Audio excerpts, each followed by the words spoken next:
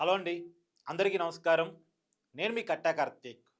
తిరుమల నెయ్యి కల్తీ, దాన్ని డైవర్ట్ చేసుకోవడం కోసం అంబటి రాంబాబు బూతులు, జోగి రమేష్ బూతులు, వాళ్ళ ఇళ్ళ మీద దాడులు, అంబటి రాంబాబు గారి మీద కేసు, అరెస్టు.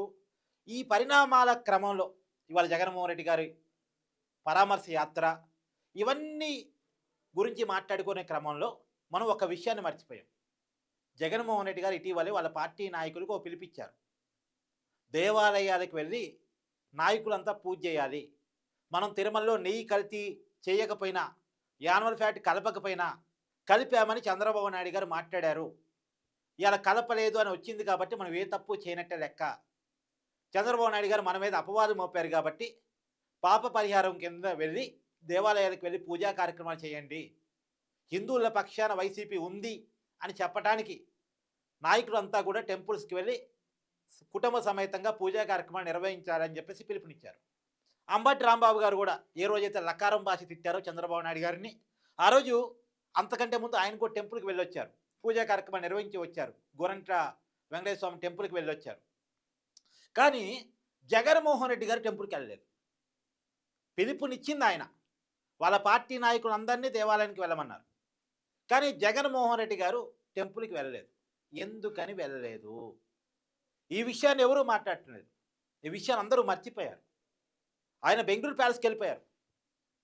వాళ్ళ పార్టీలో ఉన్నటువంటి దేవుని నమ్మే హిందువులంతా జగన్మోహన్ రెడ్డి గారి ఆదేశాల మేరకు, జగన్మోహన్ రెడ్డి గారి మాట మేరకు టెంపుల్స్కి వెళ్ళి పూజా కార్యక్రమాలు నిర్వహించారు. ఈవెందో అంబటి రాంబాబు గారు కూడా టెంపుల్కి వెళ్ళి పూజా కార్యక్రమాలు నిర్వహించారు.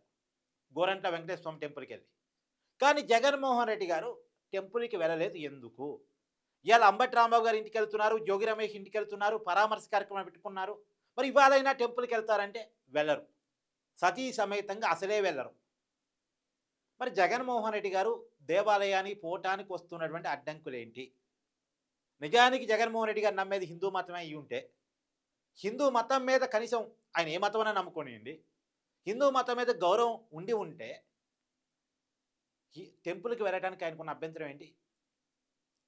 ఆయన ముఖ్యమంత్రిగా ఉన్నప్పుడు కూడా సాంప్రదాయాల ప్రకారం తప్పదు కాబట్టి తిరుమల వెళ్ళి పట్టి వస్త్రాలు సమర్పించారే కానీ దాంట్లో కూడా కుటుంబ సమేతంగా వెళ్ళాలనేటువంటి సాంప్రదాయాన్ని పక్కన పెట్టారు. ఏ రోజు కూడా కుటుంబ సమేతంగా తిరుమల వెళ్ళిన వ్యక్తి జగన్మోహన్ రెడ్డి గారు కాదు.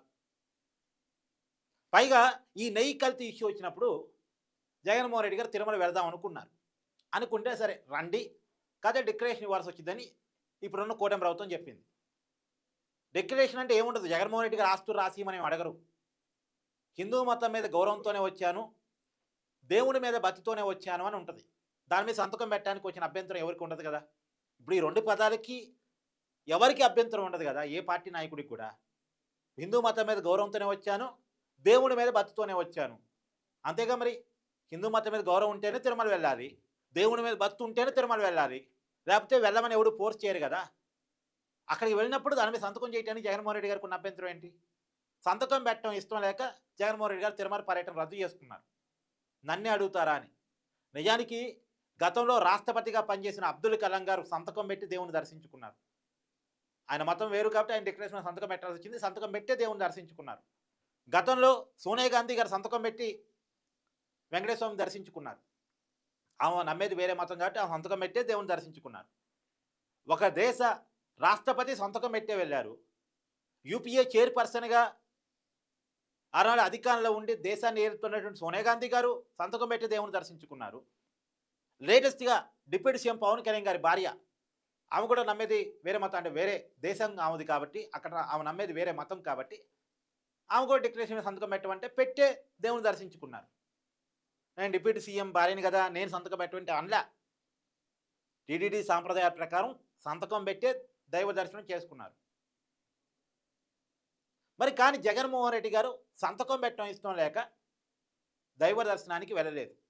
సరే, ఆ రోజు వెళ్ళలేదు పక్కన పెట్టండి. మొన్న పిలుపునిచ్చి స్టేట్ వైడ్గా వాళ్ళ పార్టీ నాయకులందరినీ వెళ్ళమని జగన్మోహన్ రెడ్డి గారు మాత్రం వెళ్ళలేదు. ఎందుకు? అంటే హిందూ మతం అంటే జగన్మోహన్ రెడ్డి గారికి ఇష్టం లేదు కాబట్ట? ఇష్టం లేదు కాబట్టే తిరుమల తిరుపతి దేవస్థానంలో నెయ్యి కల్తీ జరిగిందా? ఇష్టం లేదు కాబట్టే పరకామణి చోరీ జరిగిందా? అందుకనే పరకామణి చోరీ చిన్న చోరీగా జగన్మోహన్ రెడ్డి గారికి కనపడిందా? చివరికి పట్టు శాలువాల కుంభకోణం కూడా జరిగిందా? జగన్మోహన్ రెడ్డి గారు అధికారంలో ఉన్నప్పుడు దేవాలయాల మీద దాడులు అందుకే జరిగాయా? పైగా దాడులు జరిగితే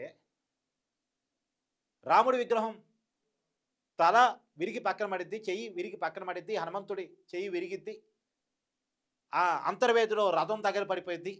పైగా ఇదేందని అడిగితే ఏముంది, కొత్త రథం కొనిస్తాము, కొత్త విగ్రహం పెడతాం, విగ్రహం తలేగా పడిపోయింది, విగ్రహం చెయ్యగా ఇరిగిపోయిందని మంత్రులు బుకాయింపు. ఇదంతా కూడా జగన్మోహన్ రెడ్డి గారికి హిందూ మతం అంటే నమ్మకం, గౌరవం, ప్రేమ లేదు కాబట్టే జరిగాయా? గోవిందరాజస్వామి ఆలయంలో బంగారం దొంగతనం కావచ్చు. ఇప్పుడు దొంగతనాలన్నీ జగన్మోహన్ రెడ్డి ఖాతాలో వేయాలని కాదు, కానీ దొంగతనాలు జరిగినప్పుడు ప్రభుత్వం స్పందించి తీరు. ఇప్పుడు పరకామణిలో చోరీ జరిగింది, చోరీని పట్టుకున్నారు, పట్టుకున్న తర్వాత ఆ దొంగతో రాజీ పడి కేసును రాజీ చేశారు. వేలు దొంగతనం చేసి కోర్టు ఆస్తి రాసిచ్చాడు. మరి కోర్టు ఆస్తి ఎలా వచ్చిందో ఎంక్వైరీ చేయాలిగా, చేయలే. అసలు దొంగతో రాజీ ఏంటి దేవుడితోటి?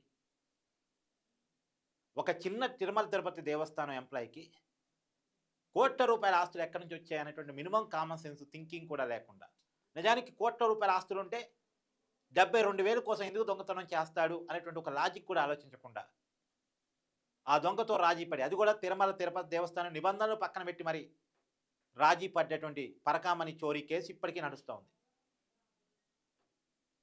నెయ్యి కల్తీ కేసు నడుస్తూ ఉంది. నెయ్యి కల్తీ అయితే సంచలన విషయాలు బయటకు వస్తున్నాయి. నెయ్యి కాని నెయ్యిని, కృత్రిమ పదార్థాన్ని, రసాయన పదార్థాన్ని నెయ్యిగా చిత్రీకరించి నిబంధనలకు విరుద్ధంగా ఏఆర్ డైరీకి టెండర్ ఒప్పజెప్పి, నిబంధనలన్నీ తీసివేసి మార్చివేసి ఏఆర్ డైరీకి, బోలేబాబా డైరీకి టెండర్ ఒప్పజెప్పి రసాయనాల పదార్థాన్ని, కెమికల్స్ పదార్థాన్ని దాదాపు 68 లక్షల కేజీల కెమికల్ పదార్థాన్ని సేకరించి నెయ్యిగా నమ్మించేసి 20 కోట్ల లడ్డూల్లో దాన్ని కలిపి భక్తులకి పంపిణీ చేశారనేటువంటి విషయం బట్టబయలిన తర్వాత, ఇవన్నీ హిందూ మతం అంటే కోపంతో, ద్వేషంతో జగన్మోహన్ రెడ్డి గారు చేపించినవా? అంటే ఆయన దైవభక్తి గురించి రకరకాల అనుమానాలు వస్తున్నాయి మనకి. దేశభక్తి గురించి కూడా అనుమానాలు ఉన్నాయి. జనవరి 26 రిపబ్లిక్ డే వేడుకలకు జెండా వందన కార్యక్రమానికి జగన్మోహన్ రెడ్డి గారు లేరు. బొత్స సత్యనారాయణ గారు జెండా ఎగరేశారు వాళ్ళ పార్టీ ఆఫీసులో. ఈ దేశంలో అన్ని పార్టీల అధినేతలు వాళ్ళ పార్టీ ఆఫీసులో జెండాలు ఆవిష్కరించారు. అధికారంలో ఉన్న వాళ్ళేమో ప్రభుత్వ పరంగా, అధికారంలో లేని వాళ్ళేమో వాళ్ళ పార్టీ ఆఫీసుల్లో. జగన్మోహన్ రెడ్డి గారు మాత్రం ఎగరవేల. తర్వాత మన ఆగస్టు 15 నాడు కూడా, సరే ఈసారంటే ఏదో అందుబాటులో లేరు అనుకోవచ్చు, కానీ ఆగస్టు 15 నాడు కూడా ఎగరేలా. పైగా జగన్మోహన్ రెడ్డి గారు జనవరి 26 కంటే ఒక 3 రోజుల ముందు ప్రెస్ మీట్ పెట్టారు, 2-3 రోజుల ముందు. అంటే ఆయన బాగానే ఉన్నారు, అందుబాటులోనే ఉన్నారు, కానీ జెండా వందనానికి సీరియస్గా తీసుకోవాలి. అంటే దేశభక్తి లేదు కాబట్టి సీరియస్ తీసుకోవాలి. రాజ్యాంగబద్ధంగా పార్టీ నడుపుతారు, రాజ్యాంగబద్ధంగా ఎన్నికల్లో పోటీ చేస్తారు, రాజ్యాంగబద్ధంగా పదవులు కోరుకుంటారు, అపోజిషన్ లీడర్ పొజిషన్ కావాలంటారు, కానీ రాజ్యాంగం అమల్లోకి వచ్చిన రోజుని జరుపుకోవటానికి, జెండా ఎగరేయటానికి జగన్మోహన్ రెడ్డి గారికి మనసొప్పదు. ఇక్కడ జగన్మోహన్ రెడ్డి గారి దేశభక్తిని ప్రశ్నించాలి. మన టెంపుల్కి వెళ్ళకపోవటంలో జగన్మోహన్ రెడ్డి గారి దైవభక్తిని ప్రశ్నించాలి. సో దేశభక్తి, దైవభక్తి లేని జగన్మోహన్ రెడ్డి గారు ఇక ఏం చెప్తారు? సో ఆయన దైవభక్తి, దేశభక్తి మీద మీ అభిప్రాయాన్ని కూడా కామెంట్ రూపంలో తెలియజేయండి. Thank you.